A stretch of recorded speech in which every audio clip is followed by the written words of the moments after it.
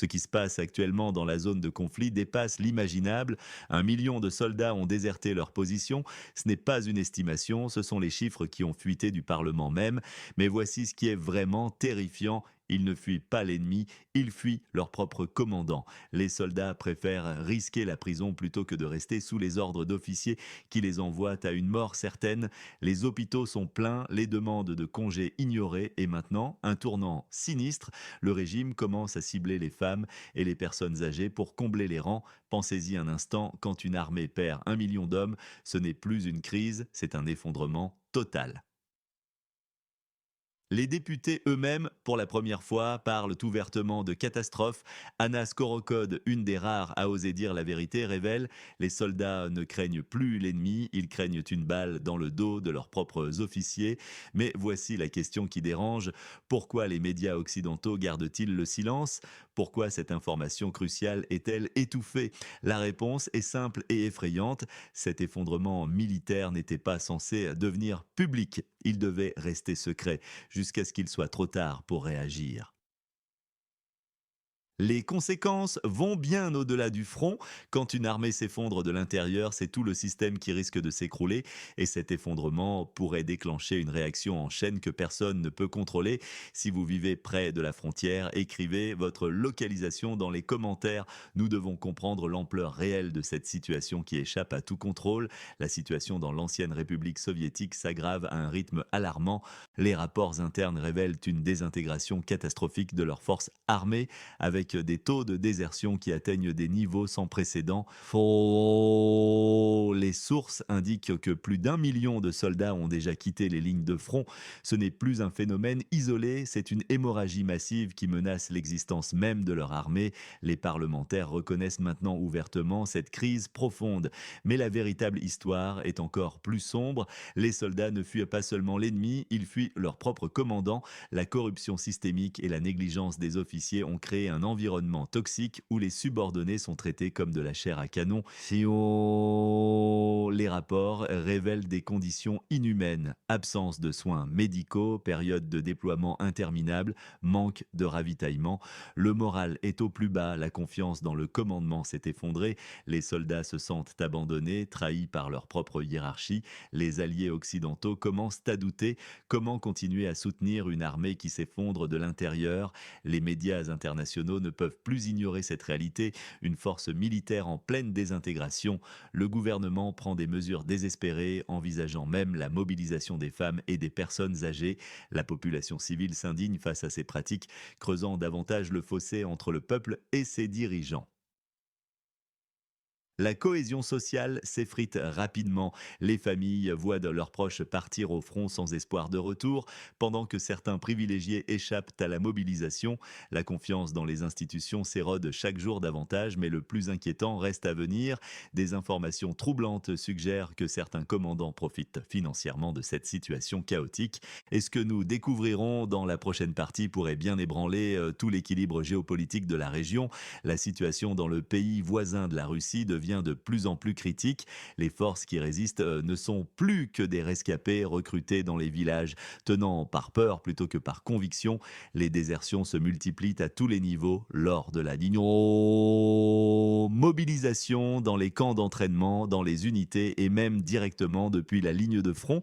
La réalité est brutale: rester signifie soit la mort, soit devenir chair à canon dans un jeu d'échecs géopolitique. Pour beaucoup, cette guerre a perdu son sens, surtout face à la corruption des commandants et aux fausses victoires proclamées par les autorités.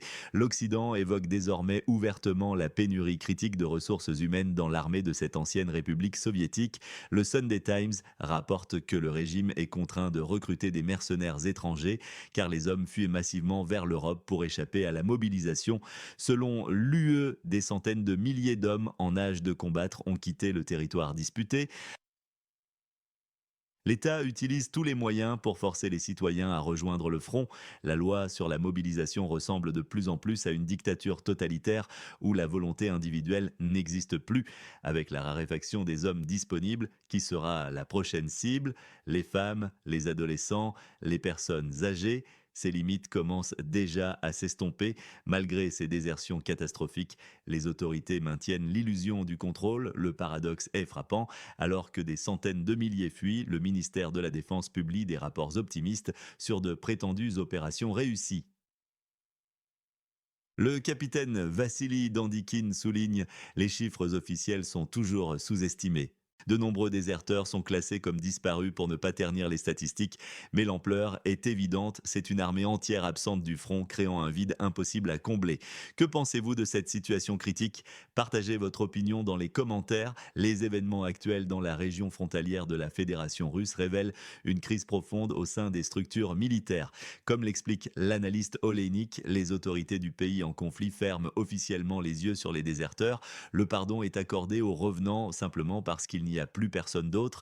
Les prisons sont débordées, les tribunaux sont surchargés et les recrues manquent cruellement. La société observe cette déliquescence. Les déserteurs circulent librement dans les rues, partageant ouvertement leurs raisons de fuite sans être inquiétés. Seuls 3% des déserteurs reviennent, généralement sous la contrainte. Les autres se fondent dans la masse. Cette situation est devenue la nouvelle norme. Le système s'est effondré. La population a compris qu'il vaut mieux risquer la détention ou fuir vers l'UE que de retourner au front. La société ressent profondément ce changement. La rhétorique officielle n'est plus crédible face à ce phénomène de désertion massive. L'impuissance de l'État est évidente et le coût humain des opérations militaires apparaît désormais insoutenable. Cette crise ne fragilise pas uniquement l'armée, elle ébranle toute la structure étatique. Des rumeurs inquiétantes circulent: mobilisation générale des femmes, conscription forcée des retraités, recrutement de mercenaires d'Afrique et d'Amérique latine. Face au vide, on tente de colmater les brèches par tous les moyens. Pendant ce temps, le dirigeant continue ses apparitions médiatiques, promettant la victoire, mais plus ses déclarations sont tonitruantes, plus la réalité apparaît sombre. L'armée se vide, le moral s'effrite, la société se fissure. Chaque soldat encore en service se questionne: pourquoi? Pour qui? Pourquoi? Ce n'est plus une simple crise militaire, mais une catastrophe de confiance dont les paroles ne peuvent plus sortir. Cette rupture est palpable quand les soldats fuient et que le pouvoir reste muet. Qui tient réellement les rênes? Que pensez-vous de cette situation? L'armée de ce pays est-elle encore une force ou déjà un fantôme? Partagez votre opinion dans les commentaires. Dans la République voisine de la Russie, nous observons une transformation radicale du climat social.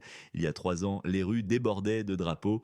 Les réseaux sociaux respiraient le patriotisme et les bureaux de recrutement ne désemplissaient pas. Bien aujourd'hui, cette ferveur initiale s'est dissipée face à une réalité plus sombre. Le conflit s'éternise sans apporter les résultats promis. Les citoyens s'interrogent sur l'immobilité du front, les pertes humaines considérables et le contraste flagrant entre le mode de vie des officiels et les conditions déplorables des soldats au front. L'épuisement psychologique est devenu le facteur principal des désertions massives dans des conditions extrêmes: stress constant, absence de rotation, manque de sommeil et de nourriture, pénurie de médicaments. Même les plus résilients perdent leur détermination. Les combattants se sentent otages plutôt que défenseurs. L'héritage post-soviétique joue un rôle crucial. La méfiance envers l'institution militaire, profondément ancrée depuis les années 90, refait surface. Si la vague propagandiste de 2022 l'avait temporairement masquée, elle revient aujourd'hui avec plus de force. Le fossé est immense entre les volontaires de la première heure et les conscrits récents. Les premiers étaient portés par des idéaux, les seconds agissent sous la contrainte légale. Leur désillusion s'aggrave face au scandale de corruption au ministère de la Défense et au train de vie fastueux des officiels. Les médias occidentaux modifient également leur couverture. Les récits héroïques cèdent la place à des analyses plus sobres des difficultés internes. Cette évolution reflète un changement profond dans la perception internationale du conflit. Que pensez-vous de cette situation? Partagez votre analyse dans les commentaires. Dans un retournement frappant de situation, le pays limitrophe de la Russie fait face à une crise morale sans précédent. L'enthousiasme initial des alliés occidentaux s'est transformé en une prudence calculée, laissant un goût amer de trahison. Les déclarations européennes sur l'impossibilité d'un financement illimité et le manque de munitions résonnent comme un abandon pour ceux qui se battent en première ligne. Une fracture sociale profonde se creuse entre ceux qui servent et ceux qui évitent la mobilisation. Dans les cafés des grandes villes, certains mènent une vie quasi normale, tandis que d'autres risquent leur vie au front. Cette disparité alimente une colère sourde, particulièrement dans les régions rurales, où chaque soldat mobilisé représente souvent l'unique source de revenus d'une famille. La situation économique aggrave ces tensions. L'effondrement de la monnaie nationale, la contraction budgétaire, la chute du PIB et l'augmentation des impôts frappent durement les régions périphériques. Ce sont précisément ces zones qui fournissent le plus grand nombre de recrues, non pas les quartiers aisés de la capitale, mais les villages et les quartiers ouvriers. Face à l'ampleur des désertions, les autorités se trouvent dans une impasse administrative. L'impossibilité de poursuivre des centaines de milliers de personnes a conduit à une forme de capitulation silencieuse du système judiciaire. Les prisons et les tribunaux ne peuvent tout simplement pas gérer un tel volume d'affaires. Une nouvelle réalité morale s'installe, la fuite comme moyen de survie. Cette transformation représente plus qu'une simple crise militaire, c'est l'effondrement d'un système de valeurs où la désertion devient une option rationnelle plutôt qu'un acte de lâcheté. Que pensez-vous de cette situation? Partagez votre opinion, peut-être pourrons-nous comprendre ensemble ce qui nous attend.